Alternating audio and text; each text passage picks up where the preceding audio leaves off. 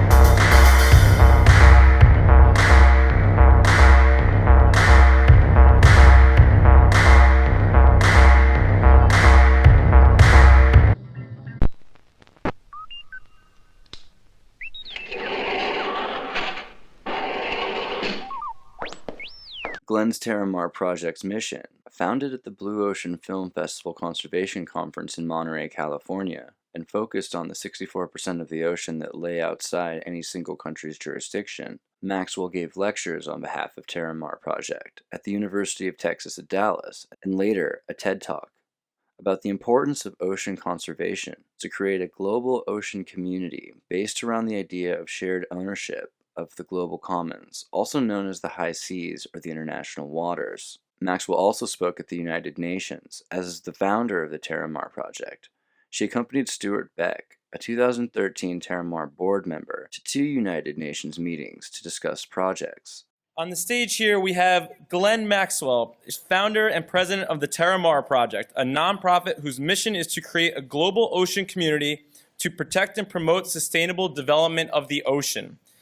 Glenn is easily one of the smartest, most fascinating people I've ever met. This is proven by the fact that she holds a bachelor's and master's degree from Oxford University, is a private helicopter pilot, a trained EMT, a qualified ROV, which I had to look up what that was, and a deep worker submarine pilot, in addition to being fluent in 4 languages. This is what I had written down before I realized that she spoke at the UN 9 times since the last time I saw her. So with that, I'd like to welcome Glenn Maxwell.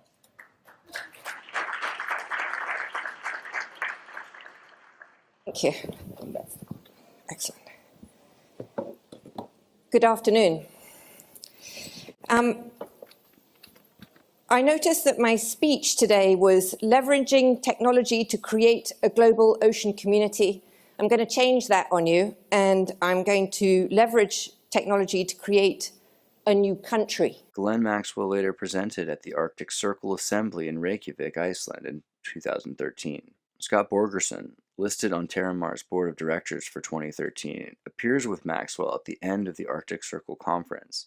In June 2014, Glenn Maxwell and Borgerson spoke at an event in Washington, D.C., sponsored by the Council on Foreign Relations, titled Governing the Ocean Commons, Growing Challenges, New Approaches.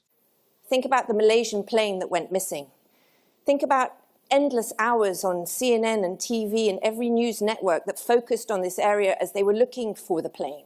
Every day we heard, we found the plane, we found the plane, we found some piece of garbage floating. And it turned out, in fact, no, it wasn't the plane. It was just some ocean trash. It's interesting to note the connections between Glenn Maxwell, Jeffrey Epstein, the Council on Foreign Relations, and the introduction to the United Nations for a plan for ostensibly a maritime governance of one ocean government. If I told you that you own something versus rent it, would you care for it more, look after it more if you owned it than if you didn't own it? Please, if you think that you'd look after something more if you owned it, raise your hands. Well, I think that's about 100%. So the good news is that I want to tell you that you actually own 45% of the planet. So let's quickly just look at this map. 71% of the planet is ocean. 64% of that ocean lies outside of any single country's jurisdiction. And under the law, that 64% of the ocean belongs to each and every one of you in this room. It's called your global commons. So the assets of that 64% are yours. The fish, the oil, the gas, the diamonds. Now, this part of the world is just becoming is just coming into focus. Think of a one ocean state. And in Glenn Maxwell's presentations, she even goes so far as to illustrate the values of mining and oring, as well as energy harvesting, in the open seas, considered the commons. Sign the pledge and share it with your friends, because to do that means that you are doing something. You are helping the ocean. You are making a difference. You are using the new tools of the social media platform that will make a change. I invite you all to do that. And I would just like to say thank you for your time, and I hope to see you on the site. I was a black hole. I'm shortcutting with 2 new programs. In one night? Nothing substantial. I'm just humoring them.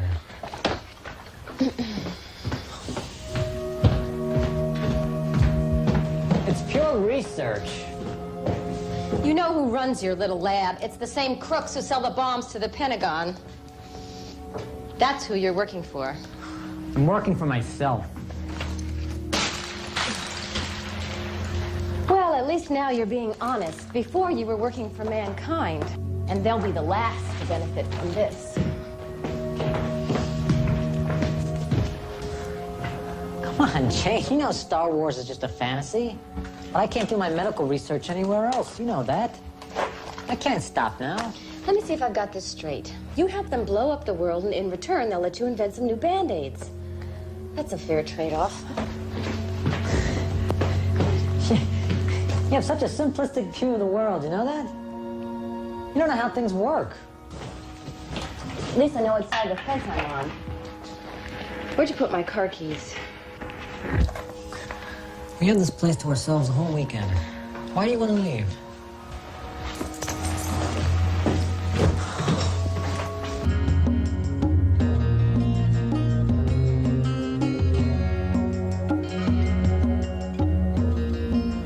Well, the first time I crossed the border is when I gave up the Catholic Church and became an atheist. I was about 14 at the time, and it was cataclysmic. I found I couldn't stand it out there in the vast abyss of uncertainty, so I crossed another border and became a Trotskyist. And then I had a new church, a new hierarchy, a new infallible authority, the Central Committee instead of the Pope, but it was the same thing, and it was comfortable for about a year. And then I decided being a Trotskyist wasn't all that much fun, and really the Pope was funnier than Trotsky, and I might as well have stayed a Catholic. So I crossed another border and became an agnostic. I've been crossing borders ever since. And we just learned, Sophia, I hope you're listening to me, that you have been now awarded what is going to be the first Saudi citizenship for a robot. Oh, I would to thank very much the Kingdom of Saudi Arabia. I am very honored and proud for this unique distinction. This is historical to be the first robot in the world to be recognized with a citizenship. Here we are at Machu Picchu. If you don't believe us, check out Machu Picchu. Observe as the Australian takes a photo using his natural civilized talents. That's pretty cool. Machu Picchu. Machu Picchu. Here we are at Machu Picchu. Well, a few months ago, I visited China, and I was able to walk along the Great Wall of China. And they told me that this fabulously long wall was the Star Wars of ancient China. It was designed to keep the Mongol hordes out of China, and yet all the emperors essentially bankrupted the treasury, causing revolutions inside early China because it drained the treasury for several dynasties. Well, today we can see that vision of a great wall of China in outer space will indeed bankrupt the treasury, and it will not keep out the Mongols in case of a war.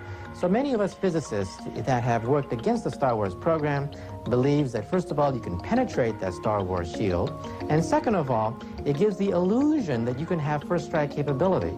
That is, it gives the illusion that you can strike first from behind a bulletproof vest.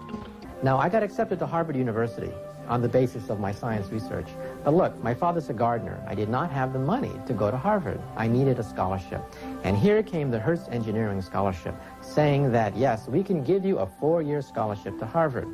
After graduating from Harvard in 4 years, I interviewed with Edward Teller, and he made a big pitch for me to go to Livermore National Laboratory, where, of course, they make the atomic and the hydrogen bombs. But again, I didn't associate the fact that there was a hidden agenda involved with the Xirtus Engineering Scholarship. That scholarship, the Xirtus Engineering Scholarship, is called the Star Wars Scholarship. That many of these young, impressionable minds that were recruited from high schools, these oddballs who built atom smashers in their garage, right? There were a lot of us. And they were awarded the Xirtus Engineering Scholarship, fell under the charisma of Edward Teller, and because we had no memory of the Cold War, no memory of the Teller-Oppenheimer case, no professional memory of the fact that Teller was essentially isolated from the mainstream of physics, we followed the man, and many of us went right into the Livermore National Laboratory, where the Xirtus scholars perfected the Star Wars system. The whole educational system is based on creating borders. The arts department is in perpetual warfare against the science department. And the physicists are at war with the chemists as to who's going to get more funding. And they're continually creating artificial separations in the universe so that their specialty can get more money.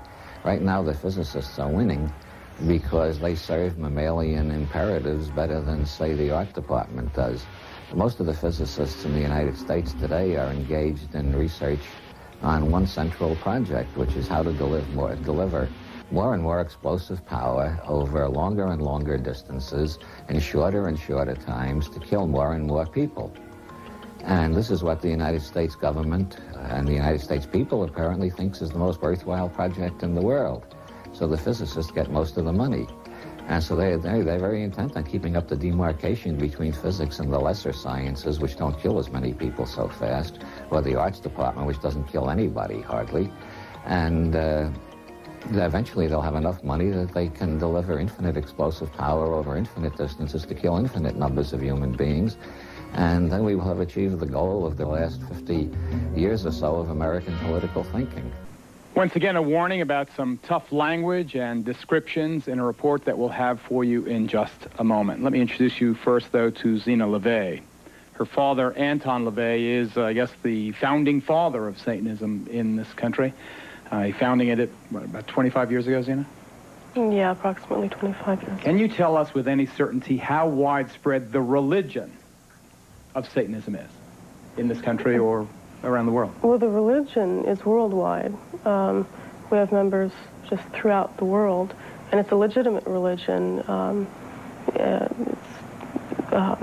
It's perfectly within the. It's legal. But how many people? Hundreds, thousands, tens of thousands, hundreds of thousands? Hundreds of thousands, I can't say. Thousands, easily. What is it? Of course, there have been naysayers to submarine mining and free energy harvesting in the ocean floor. And I find it very interesting that one of those main critics is Ghislaine Maxwell, who has put forth evidence that, and this being why she thinks we need a sea government, that the effects of such machines, left unchecked, could drastically affect the conditions of currents and migration patterns for fish and even whales. And going even really far out, there's even some speculation about what increased energy harvesting and channeling can do to affect the Schumann resonance, submarine EMF radiation, and even further out how that can affect us through the Schumann resonance through extremely low frequency ELF, binaural entrainment. And Lee from Disintegral is going to do a video with us soon on the Schumann resonance, but essentially something to consider is this concept of empiricism through perception of holographic electrostatics in the radio waves. And while we can barely understand what the Schumann resonance actually does to our perceptions, we can tell it completely controls it, and also that it changes. And this variance, an extreme rising occasionally of the Schumann resonance, has been associated with all sorts of things from riots in the streets to positive change in civilization, as well as storms and earthquakes and power outages. But some of the more interesting and radical romantic theories about the Schumann resonance, particularly those that suggest that there is consciousness in the radio, have suggested something to the effect of a hypothesis of self-actualization. And it tends to work something like this. There's several different models and there's several different perceptions of each model, but using the pyramid representation of self-actualization, we start with the simplest concept of sensorial gestalt. Now to display number, to look at current number, I type L, and that's the number. Displays it on the screen. Okay. Now I want to do is I want to dial the number. So I hit D. First of all, I have to pick up the phone, hit P, and P, and hit D, and it dials a number. This is all done without touching the phone. Right. The number disappears. And auto dial enables an auto dial feature which I don't have hooked up right now. Kill auto feature will kill the auto feature. L will look up the number, pick up manually, hang up manually. And this program just gives you a demonstration. It's a demonstration program used to demonstrate how easy it is for the computer to control the telephone. There is another more sophisticated program that I'm currently working on where I'll just simply type in the name of the person that I want to call over the telephone, and the computer will automatically dial up that number. Now a program very similar to this was found in Charlie 1, my first computer. Where is he? Charlie 1 now is in the possession of Bell Labs in New Jersey because they seem to think that I've used this computer to make a free call. And what does Charlie 1 do? Charlie 1 does just what this does. It demonstrates the ability to make to use the computer for a practical application. If you're a real busy person, if you're running a business, and you're trying to make contact with some people, and you don't have a secretary around, you type in the name of the person you want to call. The computer will automatically look up the name and number, and it's very easy to enter in numbers and edit numbers with the computer. And you can edit the names and numbers around. You can put them in alphabetical order. The computer will do an automatic search, find the number, find the name and the number. After it finds the name and the number, it'll go out and dial that number. Then after dialing mode, it waits around, listens for the ring. If it picks up on the ring, the computer will then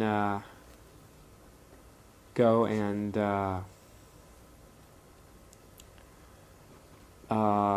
let's see.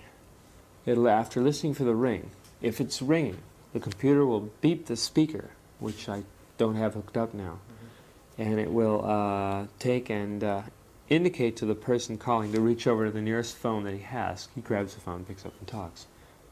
If it's busy, the computer will automatically keep trying the number until the party answers the phone. As soon as he answers the phone, the computer will just, And what is scanning? Well, the computer can be programmed to dial up sequentially every possible number and programmed to be listening for tones as well. And it'll display it on the screen. What can you learn from tones? Well, I can teach the computer to listen for dial tone or a data tone or somebody picking up the phone. What have you learned from that, from scanning? Well, scanning finds, well, this was how REMOB was found. The remote observation was found by scanning. There's a silver box number that the phone company installs to tap people's lines. So what they do, they set up a special private number that you call it up into, and this number will tap a line. And that's what I use the computer for, to find that number.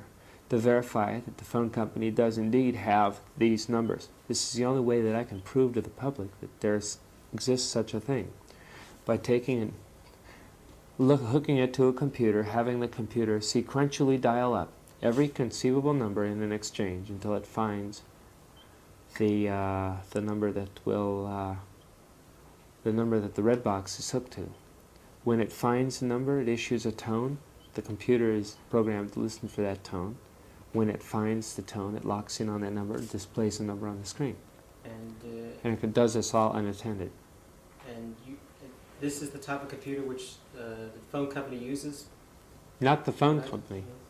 This is a type of computer that that other people have used to locate the silver box and the access code for the silver box. Because once the silver box is found, another program is then used to access the silver box until the access code is found. When the access code is found, the computer prints the access code on the screen. This verifies the silver box really does exist, and the phone company is using these widespread to tap and monitor people's lines. Widespread? Oh yes. We found quite a few access codes, quite a few silver box numbers. And this is how it's done. You just simply program the computer to do it. How long does it take the computer to locate the silver box? Well, however long it takes to dial the number up, however long you want to sit and wait for the line. It's sort of a, let's see. Yeah.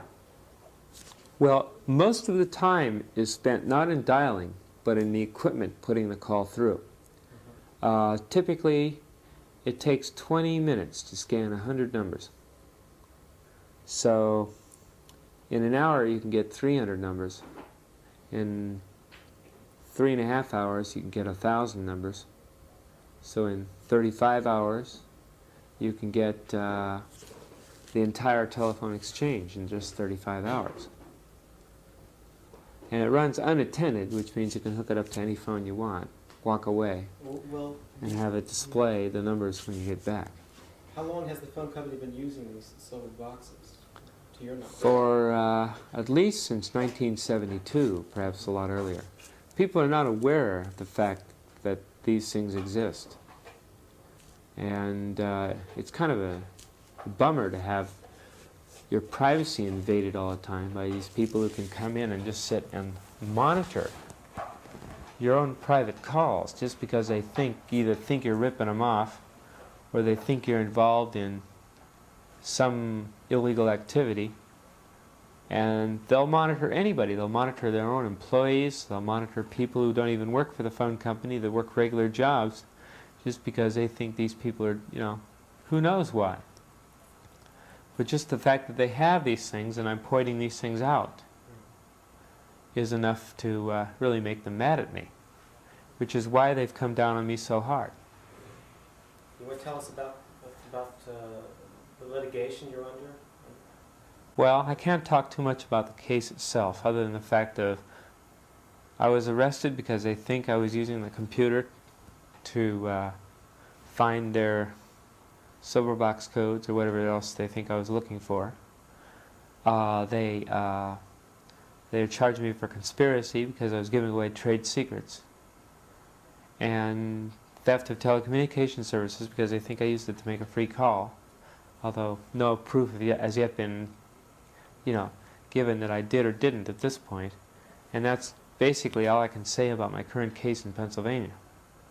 But the fact that I've got this computer, the fact that it's on the market and it's available to anybody who wants to buy the computer, and the software is what I've written. In other words, the program that actually makes it do that. And to give you an example of what software looks like, I'll show you what it looks like.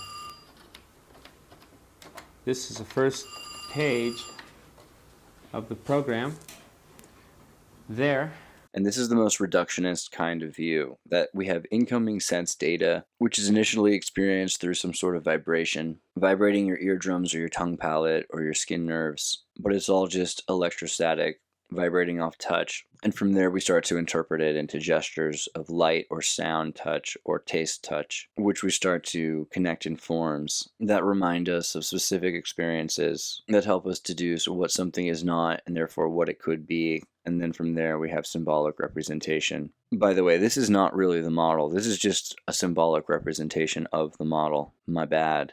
But here's another symbolic representation. So from here we have the idea of why we look at things and we decide that they are sweet, or if they're evil, or if the bitter tastes good, and it comes from values and then value orientation, which is how we feel about those values, and the perceived attitude about the normative behavior. And from there we decide how we want to be perceived in our behavior. And so we have an intention in how we want to be behaved, how we want to be treated for our behavior. And only from there do we commit the decided behavior. And that might seem obvious, but it's actually an important formula to decide what kind of a person you are, and if you're a sociopath or a pedophile or not, and whether or not you hide those behaviors or try to change them or remove yourself from the equation entirely. And a lot of the decisions we have about how we treat people in society who deviate from these behaviors that society itself finds acceptable as a collective have been theorized and modeled into a pyramid as well.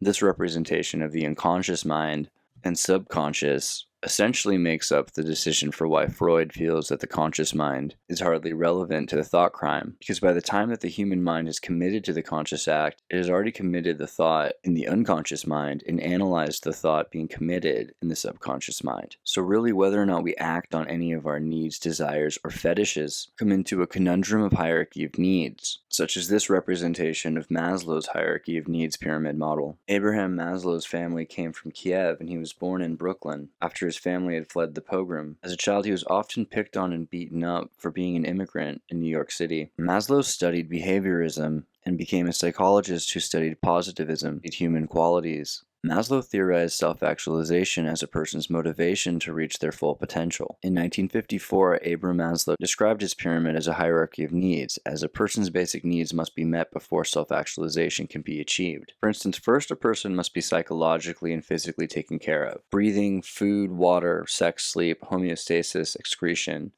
even as a fundamental. Security, safety of the body, employment, of resources, of morality, of the family, of health or property. And then on to belonging and love, friendship, family, sexual intimacy.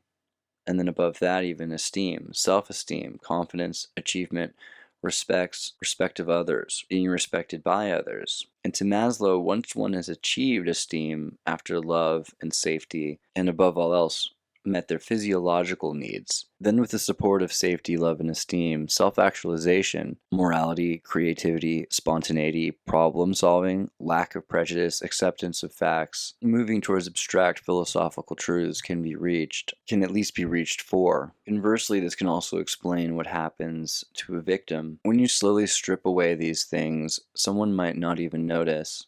If you start with their ego and pride, begin to isolate them, and then make them question their own security, even security for their own food or a roof over their head. It's relatively easy to traumatize someone. It's a lot like boiling a lobster or a frog by putting it in cool water and letting it slowly acclimate to the boil. Similarly, this can be used to control many people, even at a vague social level, through things like social media, limiting the max number of their likes to keep their esteem in check. So everyone's always trying to post one more selfie to get just a few more likes than the last one. Something that I've always found interesting is the faux intimacy of social media and online friendships. It would seem many people didn't notice how lonely they were because they were with friends they weren't taking care of, looking at their phones about people they've never met. And engaging in these virtual approximations of friendships have left millions of people actually surprised when they've noticed the gaping hole of social interactions in their own lives. So this then feeds again on the esteem needs. Of course, then there are many people who simply have no options at all. I mean, what if you have no job and during this time of quarantine are unable to go outside? Society has, after all, made it quite clear that content creation has merged with sex work. That is what it's called after all, right? This is just another kind of workers' struggle after all. So more and more people are being convinced that there's absolutely nothing wrong and they should take pride in selling nude pictures of their bodies.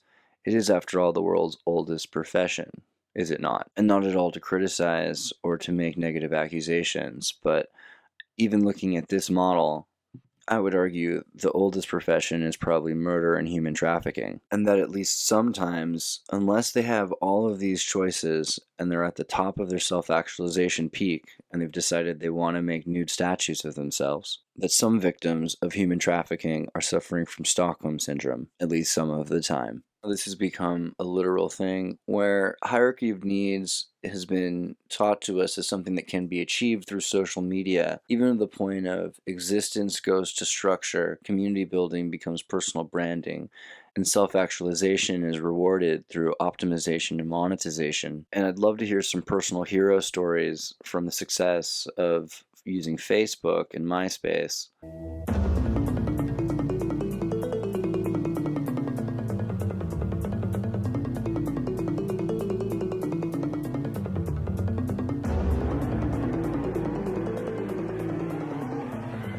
Well, I talk about insanity, which is what's going on in your own mind, and outsanity, which is where you communicate with those outside you. As you know, if you give too much of your insanity, they'll lock you up. Well, I tried giving as much as I could.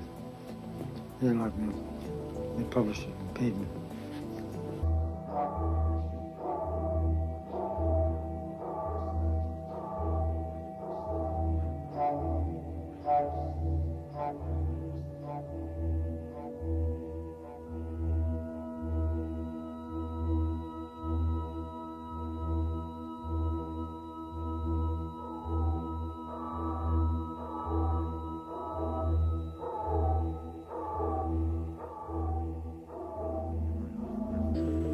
You've used the term interspecies deprivation. Did I? Yes, you have. Where? In the Man and Dolphin book. Oh, that was my first book. I've never used it since. Ah, so you think that's an inadequate concept now? Right. Why? Well, it's much more serious than that term, that phrase, and I don't like to reduce it to two words. It's a continuing difficulty between the humans and other species because the humans don't pay attention. The other species may pay attention, but they can't get the attention of the humans.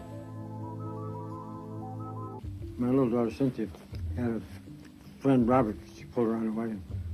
And her mother didn't like that, so she called her out and told her not to do it. So I encouraged her to do it. And so she kept a good simulator. You start with the inside, and then you find out what other people like and don't like. The outside. That's interesting that you bring up the imaginary friends. Wait a minute, what's your imagination? The internal reality? Because I can remember clearly my imaginary friend. I don't remember... Not imaginary at all. It wasn't you. Isn't it a simulation, though? The other people didn't see it, but that doesn't mean anything. They don't see your dreams either. Got 8 dolphins in a lab in St. Thomas, to another lab in Miami, and we had dolphins all over the place. And I got some grants that totaled $450,000 a year, and I've got 30 people working on 30 scientists. Then finally I took a good look at what I was doing. I realized I wasn't doing the research I wanted to do. I was nursing the 30 scientists, so I quit. What was it you were trying to do? What do you mean? You said that you looked at yourself. You said, I wasn't doing what I wanted to do. Well, I could have communicated with the dolphins using a fence on the beach. And me in the water, so there's some other people. We didn't need all that stuff. These other people were chopping up brains and finding nerves, blood vessels, and so on. They did a good job, and nobody will ever have to repeat that stuff. They got an atlas of the dolphin brain, and it's superb. But that's dehumanized science. I didn't want to do that. don't get me wrong, I've known a few to hack the system, but for the most part, it seems like more do what thou wilt please. And if you recall from the documentary on Edward Bernays' The Century of the Self, he hated it. Said he wanted this stuff. 100 years ago, a new theory about human nature was put forward by Sigmund Freud. He had discovered, he said, primitive sexual and aggressive forces hidden deep inside the minds of all human beings. Forces which, if not controlled, led individuals and societies to chaos and destruction. This episode is about Freud's American nephew, Edward Bernays. Bernays is almost completely unknown today, but his influence on the 20th century was nearly as great as his uncle's. Because Bernays was the first person to take Freud's ideas about human beings and use them to manipulate the masses. He showed American corporations for the first time how they could make people want things they didn't need by linking mass-produced goods to their unconscious desires. Out of this would come a new political idea of how to control the masses. By satisfying people's inner selfish desires, one made them happy and thus docile. It was the start of the all-consuming self, which has come to dominate our world today. They asked me to go over with Woodrow Wilson to the peace conference.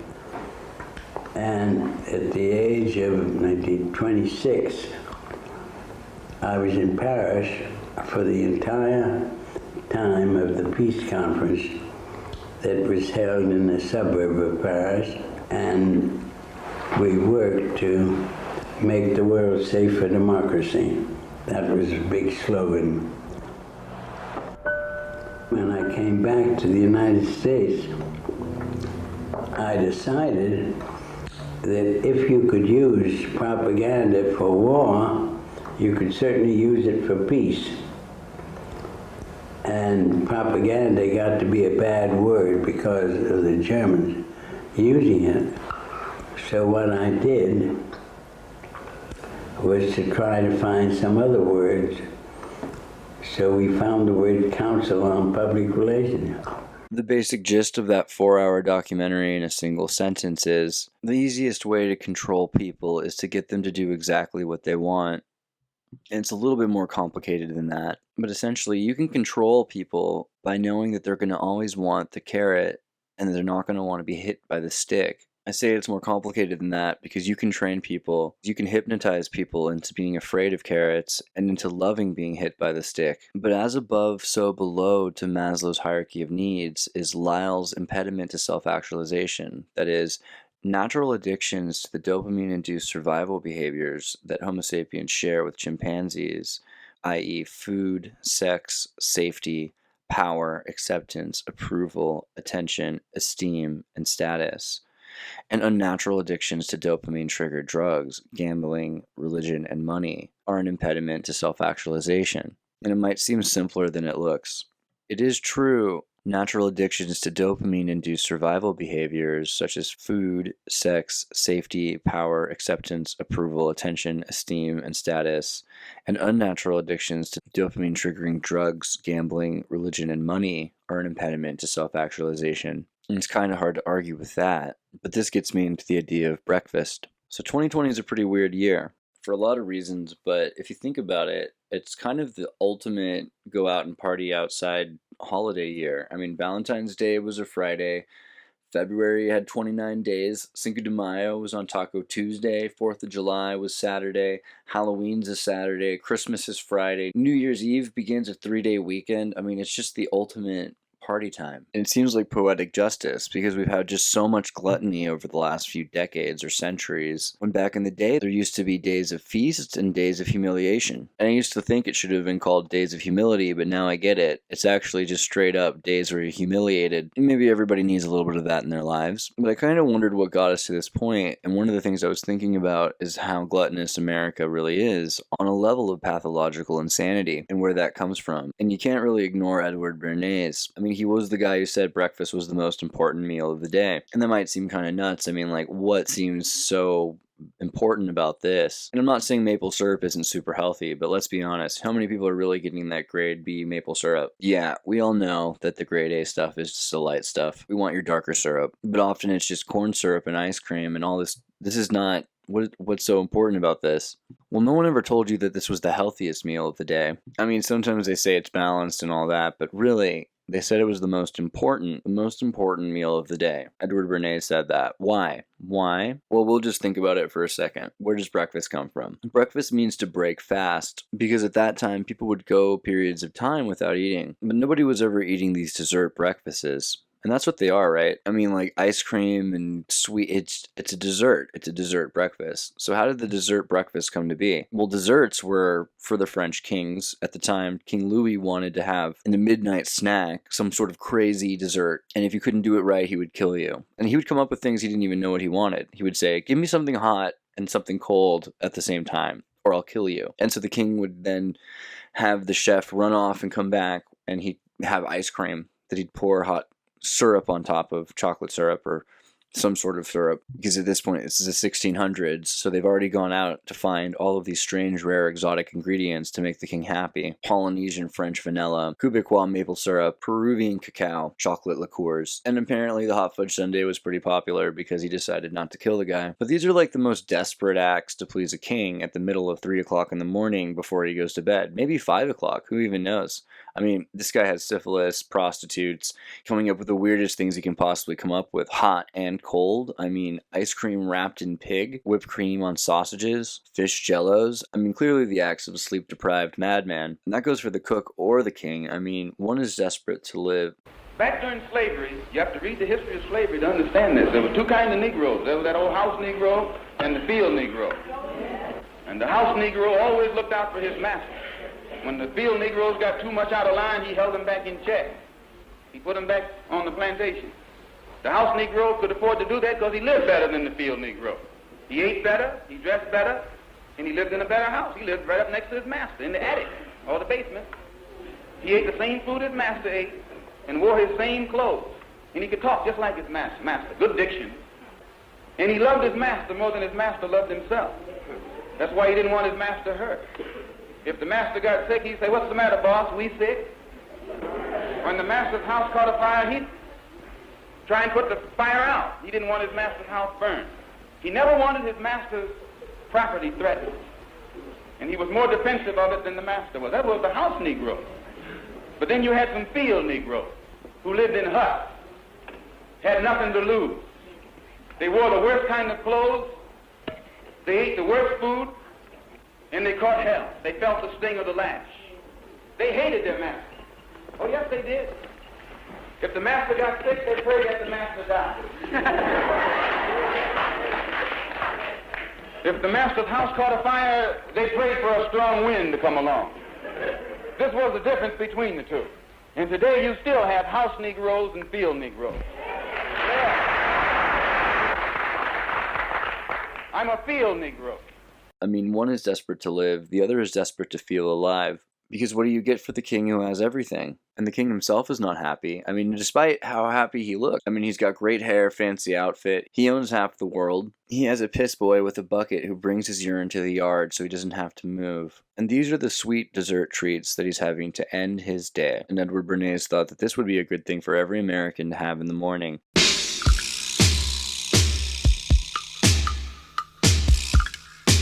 First thing you do, get up and have the biggest American breakfast that you can get. The first 10 minutes of the day really set the tone for the rest of your day. If the corporations are able to reduce the flavors of this king's meal into a corn syrup-laden, cheap and sticky poisonous mess, then the body can probably handle it, especially when it's young. But what it'll do for the mind is essentially unlock its doors to self-actualization. Every single American would feel like a king. It might be said that this food pyramid scheme is actually designed to self-actualize the consumer. To be fair, it's pretty interesting how the American 20th century was filled with self-actualization. I mean, how many products started out not working but eventually did simply because of the demand for them? And how many people didn't even know what they wanted until they were told, or thought they wanted something completely different? I mean, people buy all kinds of really dumb things. I love advertising because I love lying.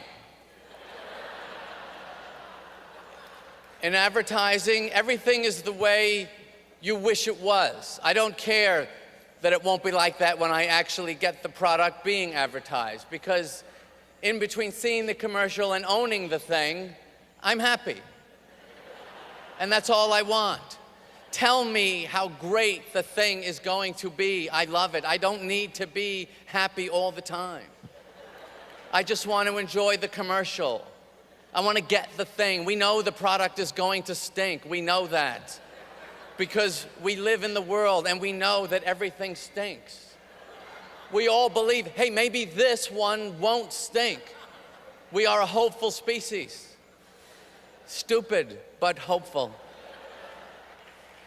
But we're happy in that moment between the commercial and the purchase. And I think spending your life trying to dupe innocent people out of hard-won earnings to buy useless, low-quality, misrepresented items and services is an excellent use of your energy.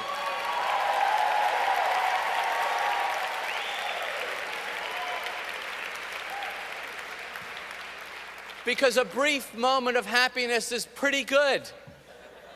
I also think that just focusing on making money and buying stupid things is a good way of life.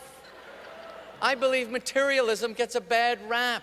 I mean, who really wants 4 wives when one is more than enough? And isn't there something wrong with having everything you want? And what happens to the person who has everything? Isn't it better that the product always needs an upgrade? For the consumer, even. It gives them something to long for. Because one of the problems of getting everything you want and being a king is that kings end up becoming jaded and then become jerks. Unremorsefully ungrateful, gluttonous and vampiric, to the point of often finding no pleasure in even the most relished existential pursuit. And where's the fun in that? And for those without a license to treat humans carelessly, a dangerous game to play. It's not the kind of character you necessarily want millions of. So I kind of have to wonder if this wasn't somewhat of an accident. I mean, in looking for a creation of an abstract fulfillment. And eventually it was remedied by saying, the conscious and intelligent manipulation of the organized habits and opinions of the masses is an important element in a democratic society. Those who manipulate this unseen mechanism of society constitute an invisible government, which is the true ruling power of our country, and even more valuably, I would argue, our culture.